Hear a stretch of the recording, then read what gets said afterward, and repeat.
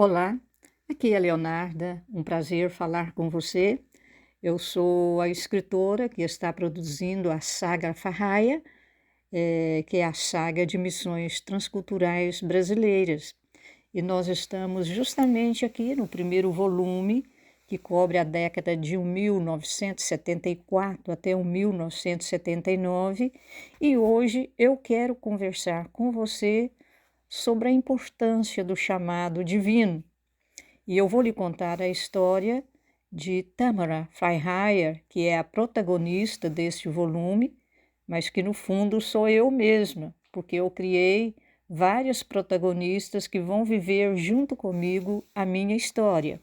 E eu quero contar para você como foi a conversão e o chamado de Leonarda Freiherr, aqui nesse volume, personificada na protagonista Tamara Freiherr. Bom, era fevereiro de 1974, quando Leonarda Freiherr, aqui chamada de Tamara Freiherr, teve a sua primeira experiência com o Senhor Jesus. Havia estado na cidade de Itaúna, sua cidade natal, uma campanha evangelística do movimento que chamava na época a Cruzada, que é da Igreja Quadrangular. E é interessante que na época, né, a cidade era predominantemente católica e Tâmara ouviu, né, sobre a igreja que estava sendo aberta na cidade. E ela resolveu visitar essa igreja à noite, claro, escondido, para que os colegas não vissem, né? Para que os colegas de escola não percebessem. E ali ela ouviu o seu primeiro versículo na Bíblia, na idade de 14 anos. Invoca-me no dia da tua angústia, eu te livrarei e tu me glorificarás. Bom, com 14 anos, as pessoas não têm problemas, as pessoas não tinham dificuldade, mas ali estava o lembrete de Deus. Invoca-me no dia da tua angústia. Se um dia isso acontecer, eu vou te responder. Passaram-se alguns meses, Tamara Freiherr não voltou, né, à igreja, mas ela recebeu um convite para visitar a Igreja Batista, a primeira Igreja Batista de Itaúna. E ali foi algo assim espetacular. Quando Tamara Freiherr entrou na igreja, uma pequena congregação, não tinha mais do que 20 pessoas, ela ouviu o pregador falar uma história do Novo Testamento, que foi a história do Paulo de Tarso, do apóstolo Paulo. E ela ficou assim emocionada de ouvir aquela história. E chegou o momento em que o pregador falou que o apóstolo Paulo, na época ele não era o apóstolo ainda, ele perseguia os cristãos, mas caiu do cavalo. E ali ele teve uma visão, ele teve um encontro com o Senhor Jesus. E nesse momento ela ficou impactada com o encontro do apóstolo com o Senhor Jesus. E durante o apelo, ela entregou a sua vida para encontrar com este mesmo Jesus que havia transformado a vida dos apóstolos. E foi despertado em Tamara Freiherr um amor pelas Escrituras muito grande. E ela pediu para sua mãe: mamãe, dá-me uma Bíblia. Sua mãe disse: não, não vou não, você já tem muitos livros, vai ler os livros que você já tem. Ela disse: mas eu não tenho uma Bíblia. Então o que fez ela? Ela pegou de seu primo uma Bíblia emprestada e copiou à mão, transcreveu à mão todos os capítulos do livro de Atos do Apóstolo e começou a mergulhar neste chamado, nessa nova jornada cristã.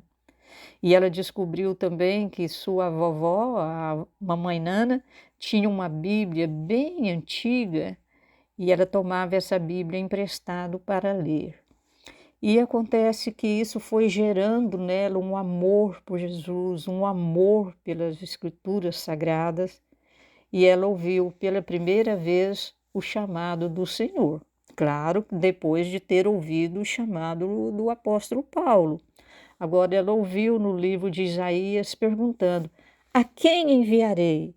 E quem há de ir por nós? E prontamente ela respondeu: eis-me aqui, envia-me a mim, tal qual as Escrituras. E a vida de Tamara Fryer começou a ser mudada drasticamente, que ela começou a sentir o peso da evangelização, porque ser cristão significaria fazer o que Paulo fez, pregar o evangelho para aqueles que não conheciam. E como Isaías era ser enviado por uma missão. E uma das primeiras atividades que Tamara teve foi de desenvolver o Ministério de Evangelismo por Literatura. Ela escreveu para todas as organizações missionárias que trabalhavam no tema da evangelização por literatura naquela época.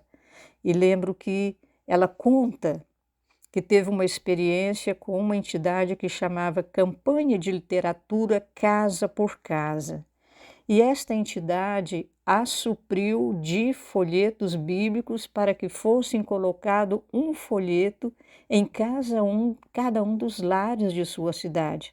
Na época, a população de Itaúna era aproximadamente 70 mil habitantes e ela percorreu todos os bairros, todas as casas de sua cidade, colocando um evangelho, colocando um folheto em cada lar.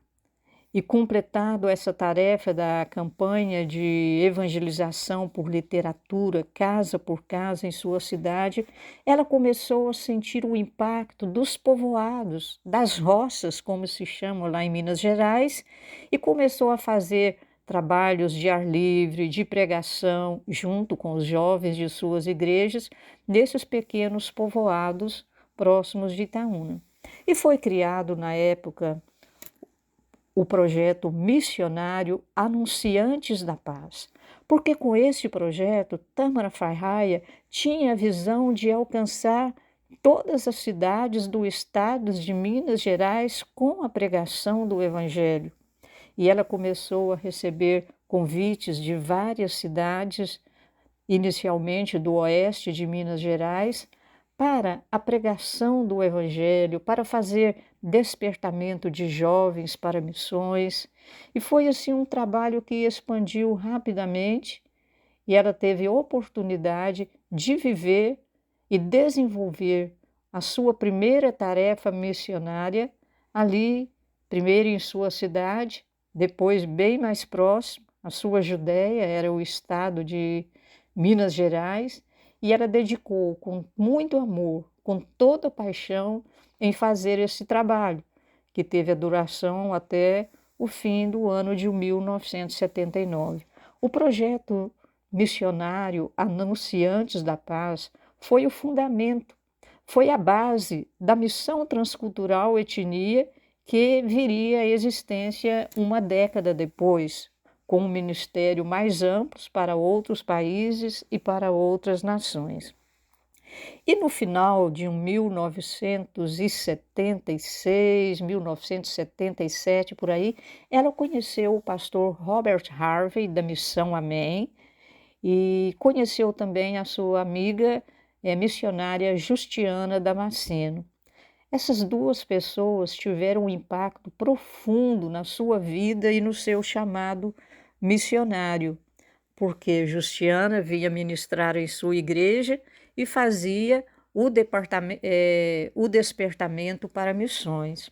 E o pastor Robert Harvey, que era experiente já em missões transculturais, era missionário australiano, ele começou a discipular Tamara Fryer nos primeiros passos da sua jornada missionária. E você vai poder ler toda essa história, todos esses detalhes, no capítulo 2 da enciclopédia Sagra Fryer, volume 1. No capítulo 2, você vai poder ler essa história fantástica, essa história completa, e logo aqui abaixo está o download deste capítulo para você poder ler e reviver essa história fantástica.